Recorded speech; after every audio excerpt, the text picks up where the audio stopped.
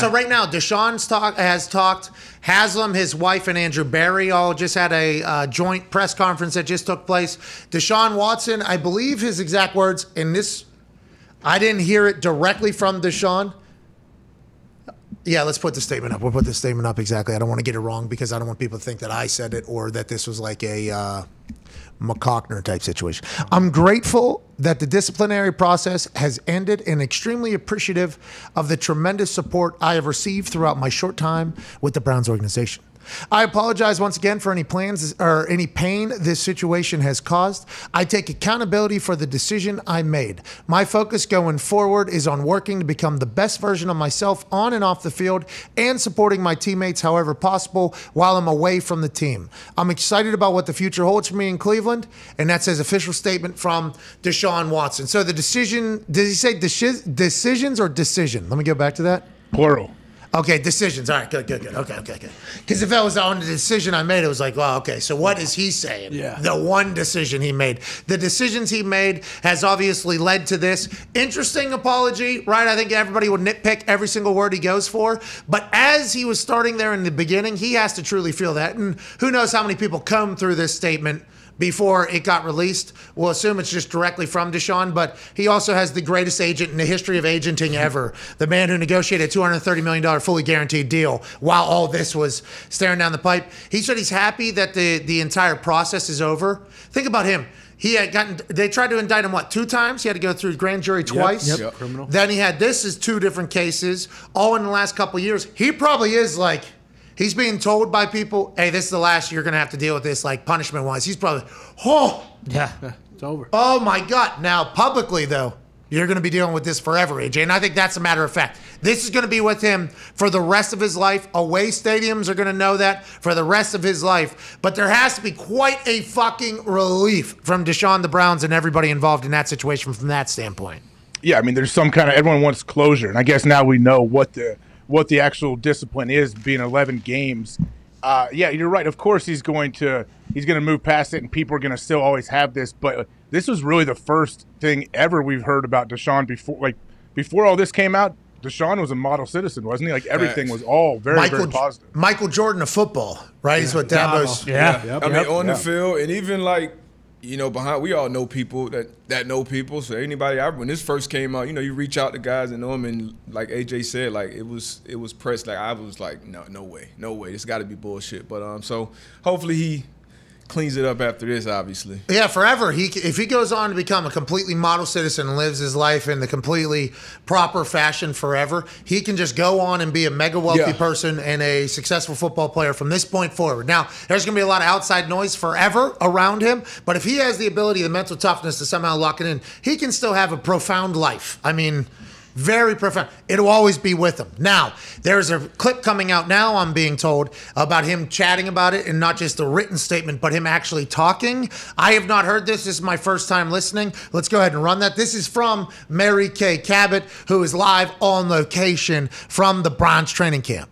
Stood on my innocence and always said that I've never assaulted anyone or disrespected anyone, and I'm continuing to stand on that.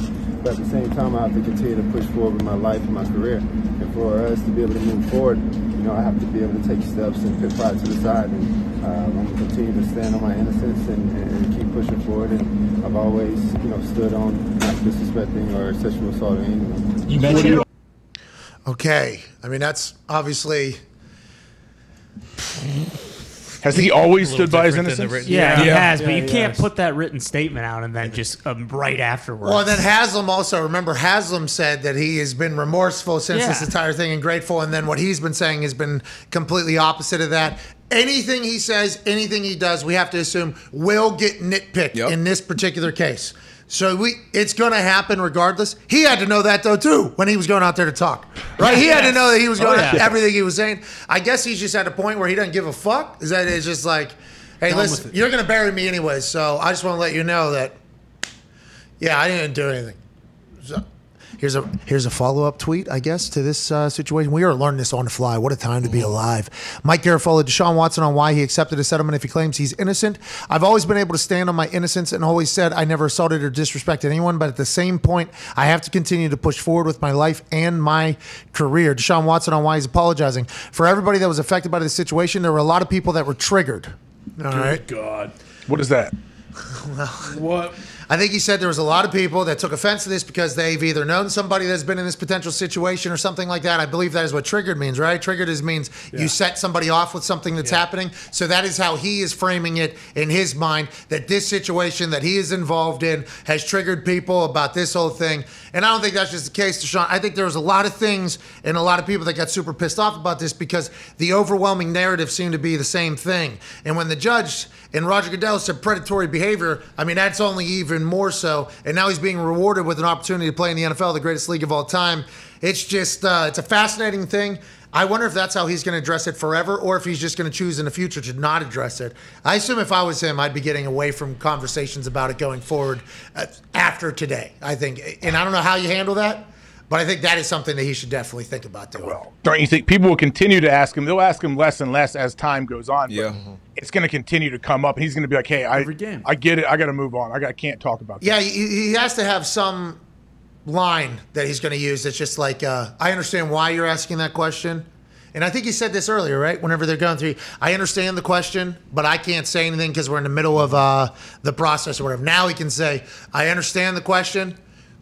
I'm not going to talk about that for the rest of my life. I'm just going to kind of move on with it. Like some form of answer that he's confident giving and can give and makes people think like, all right, he's made this decision. But this convo is going to surround the Browns forever. Haslam's going to have to answer questions about this forever. He don't care, though. No. They win games. He doesn't give a damn. Yeah, it doesn't matter. And he reset the quarterback market. But to your point, like, if he does continue to get asked about this and he has that like answer go to, how often do you think that he gets that question up until the point where he's like, all right, fuck everybody. Like, I'm not answering any more questions about this, even if he does have that go-to answer. Okay, so we're getting more information out of here. Ari Mirov at My Sports Update of Pro Football Focus is reporting that General Manager Andrew Berry, former Harvard quarterback, I do believe, said the team put together a plan as soon as they traded for Deshaun Watson about how he would get future massages for any soft tissue injuries. He did not specify if they're male or female.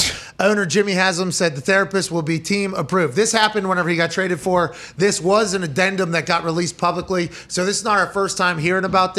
Remember, massages are vital to a lot of professional athletes. A lot of pro athletes get massages 2 times a week, 3 times a week, once a week. Maybe even just as you get older, you get into it more and more. So this is not a weird thing. Now, 66 different therapists in 17 months. I think a lot of people would be alarmed by, because normally professional athletes have their body guru, their particular massage that they do. The person gets to know the muscles, gets to know the body a little bit. But massages are something that are normal, and I assume they have a network of massage therapists they deal with in Cleveland already. Don't you think, D-Bud? Yeah, most likely that the teams have already vetted. And like you said, usually, I mean, it's a pretty, intimate setting. What about the off season?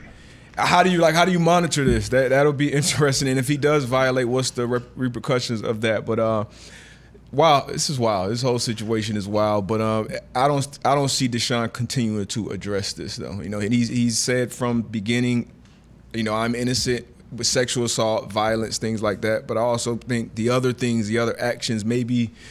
I don't know. This shit is weird, but he's not going to address it. You don't think?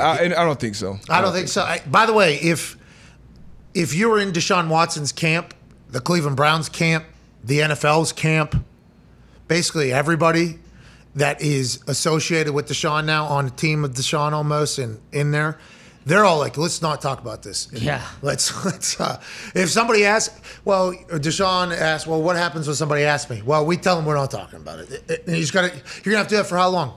Probably the next 10, 15 years. Yeah. Dude. Like, this is going to. What about his teammates, too, though? I would assume some media members going to ask their teammates, like, how do you feel about Deshaun being back in the team now, or like his 11th game? Do you agree, disagree? I would imagine some of them are going to have to deal with that as well. Here's Dianna Russini, ESPN insider and pundit.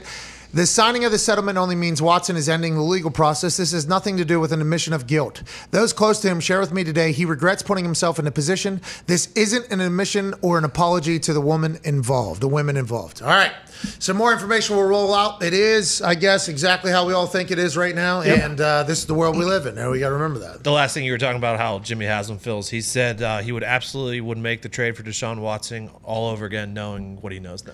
Well, Haslam hasn't seen him play football yet. Okay, so you already spent that money. Let's ask Jimmy Haslam next year, week 10, week 11. Let's see how it's all going. If they're winning, guess what Jimmy Haslam's going to say? I don't regret it, not one bit. Yeah. Not one bit. I mean, we changed his life too. Look, he's getting massages from licensed massage. He actually got better here.